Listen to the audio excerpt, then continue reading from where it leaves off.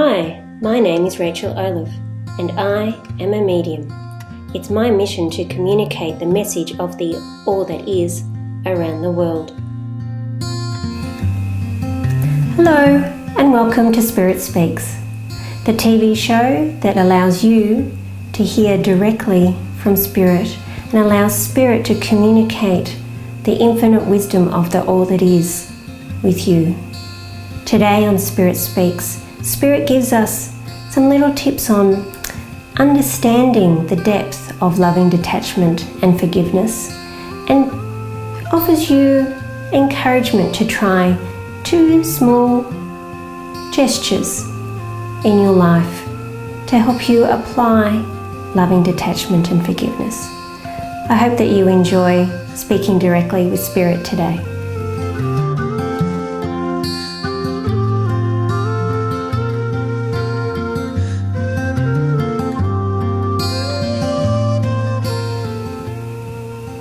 Welcome. We come from the spirit world and we offer you knowledge, love, wisdom and peace.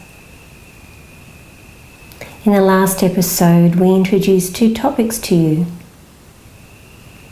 loving detachment and forgiveness. Today we would like to talk to you more about those topics. Explain a little bit more about what they mean and give you some examples and tips to help you practically implement those topics in your life. Let us start with loving detachment.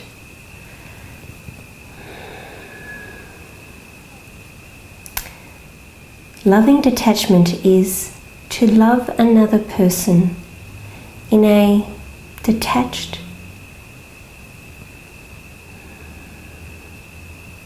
but compassionate way. Detachment does not mean not caring.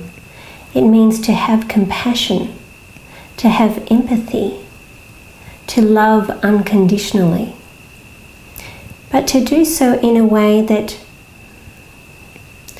means you are not expecting to receive anything back in return, not to expect love back in return, or any particular performance or outcome of what you are offering. It is unconditional. This is a very difficult thing for most people to do. Even the greatest love in the world, the love of a child, often comes with it condition, expectation, not perhaps of love in return, but of performance of certain achievements. Love for family and friends and lovers often have an expectation of something in return. Generally love or friendship, devotion, commitment. Loving detachment does not have conditions, thus being unconditional. It is to give love freely, as one would love oneself, perhaps even more so, because we often place conditions on ourselves, do we not? Detachment means that when a loved one is experiencing difficulty, such as illness, conflict, stress, it is to offer compassion and understanding and empathy throughout that troubled time, but not to worry or to stress with them. Because to do so, all you're doing is adding your negativity to their negativity, and you are lowering yourself to their level of where they are suffering. All that does is compound the issue, create more negativity. We invite you instead to offer loving detachment, which would mean that you would not experience the stress, the worry, the anger, the fear that they are experiencing, but to remain at a higher level, offer love and compassion and empathy, support them and bring them up rather than go down. We hope that this helps to clarify what we mean by loving detachment. To do so in your culture means to not love, to not stress when somebody is ill, is unheard of. But we suggest that this can be a much more negative outcome for everyone concerned. This is a very difficult thing to implement. And so what we offer to you is to choose one very simple example to try. Perhaps with a friend, something small. When a friend is experiencing a conflict with another and is sharing it with you, perhaps, or something similar. Instead of agreeing with them and being negative about the other person that they are experiencing conflict with, listen to them, be compassionate and understanding, offer them love without judgment, but do not add to the negativity.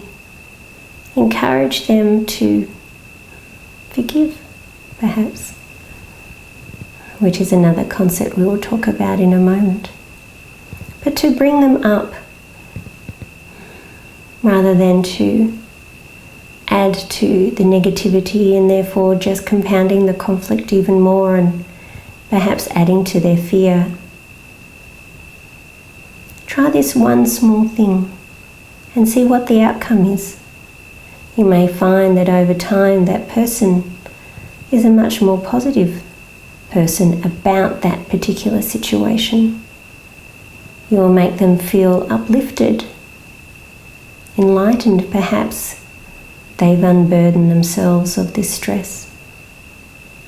But if you go down with them and stress and get angry or fearful with them,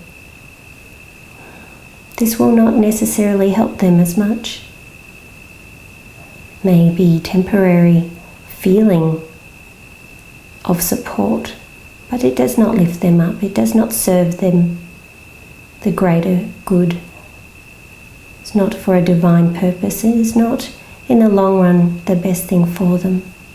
So offer them loving detachment and help them to lift themselves up. Then perhaps we will talk to you more on how to do this with much more difficult and much more complex situations. This is not easy to apply in family situations with children or spouses, particularly if one is sick or ill or distrustful or other much more traumatic situations. Try these simple things first.